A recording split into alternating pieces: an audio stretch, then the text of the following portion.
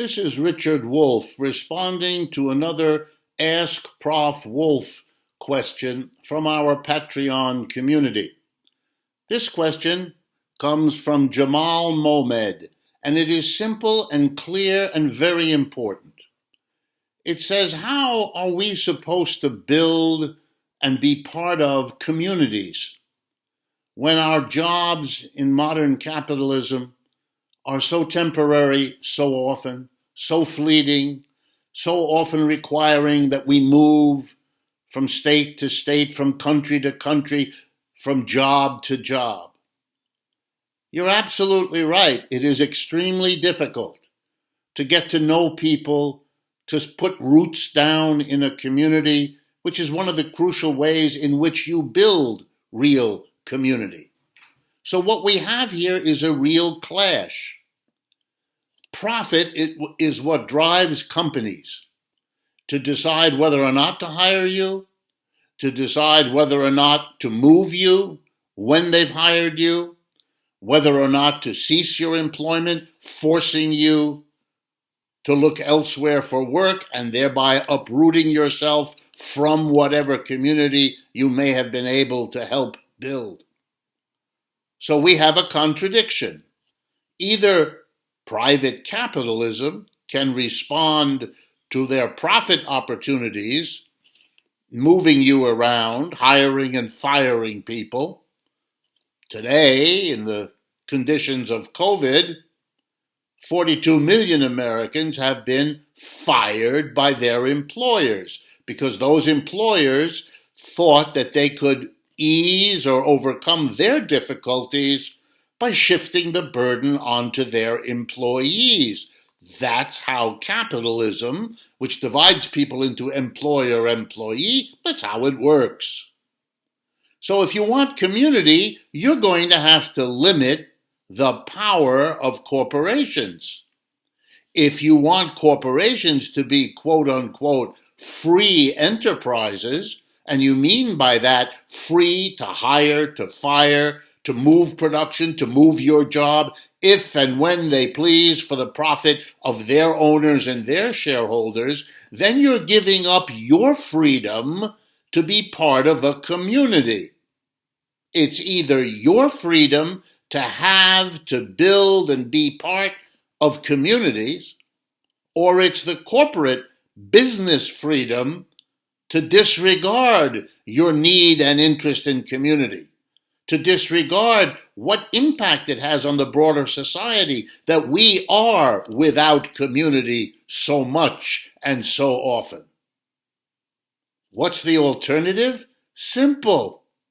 You don't allow corporations all by themselves, focused on their own profits, to make decisions that impact on the quality of life for everybody else, or if you like, on the degree of community we can enjoy. You know, that's not so hard. You pass a law which says you can't hire and fire, and you can't force people to move without some larger social discussion and some larger social democratic decision-making. Let me give you an example of how this has been done in the past.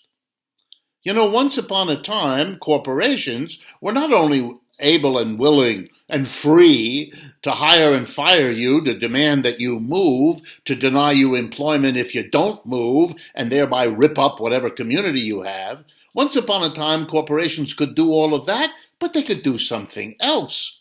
They could hire child labor.